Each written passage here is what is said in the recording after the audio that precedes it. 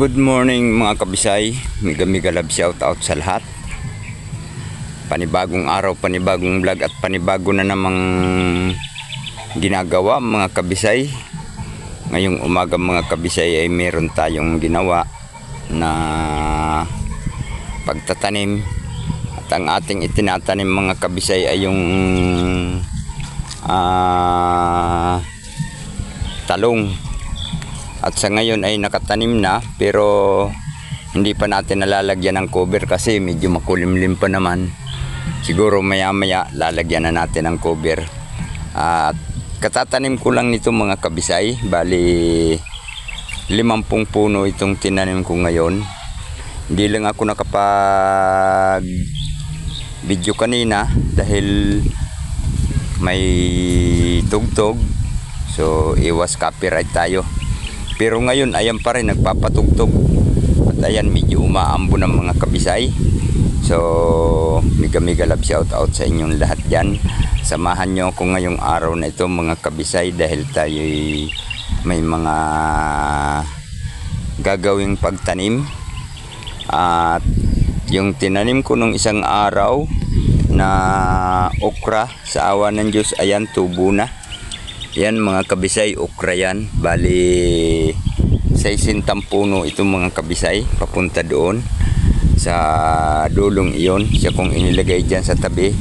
At dito sa bandang gitnang ito, talong lahat ang ilalagay ko dito mga kabisay. 300 na puno. So nakaroon ako ng 50. It means mayroon pa akong 250 na itatanim.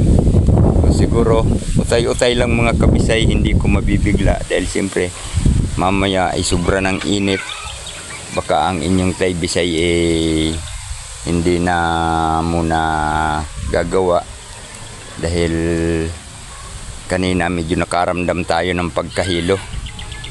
So akin munang pakikiramdaman dahil medyo hindi maganda ang ating kondisyon ngayon.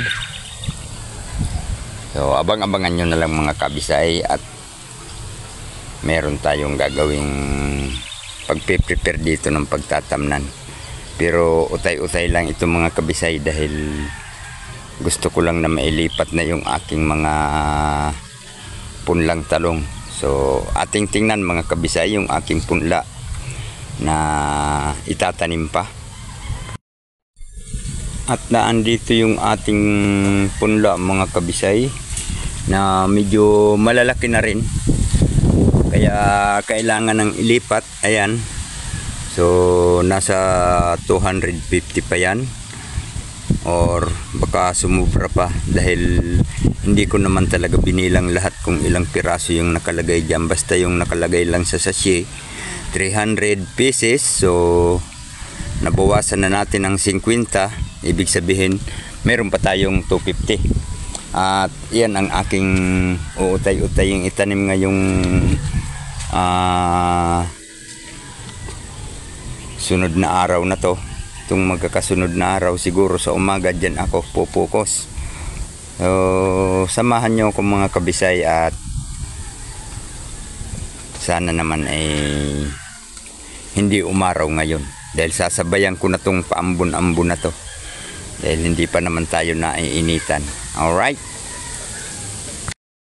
So yun mga kabisay. Nagkulimlim na ulit. Pero kanina mga kabisay sobrang init. Medyo nahirapan ako. Parang medyo hindi ko maintindihan yung naramdaman ko mga kabisay. Kala ko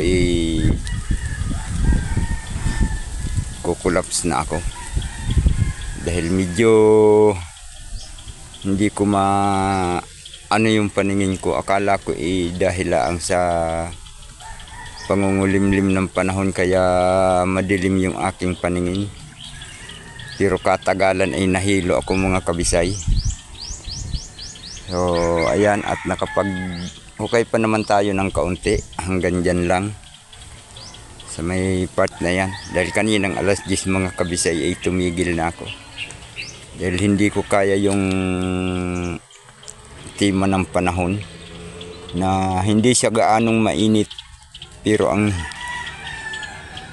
nakakapanghina. Kaya ang nahukay ko ay ito lang. Hanggang din nila. So siguro sa susunod na araw ko na lang yan muna gagawin dahil medyo parang hindi maganda ang kondisyon talaga ng inyong Taybisay. Simula kahapon medyo nakaramdam na tayo ng pagkahilo. So siguro hindi muna tayo gagawa ngayon. Kaya next day na lang dahil medyo na ano ang aking lalamunan. Siguro magpabipi tayo mamaya. Ay ako lang pala. Medyo hindi magandang aking nararamdaman. Siguro dahil na rin doon sa nangyari sa aking sili na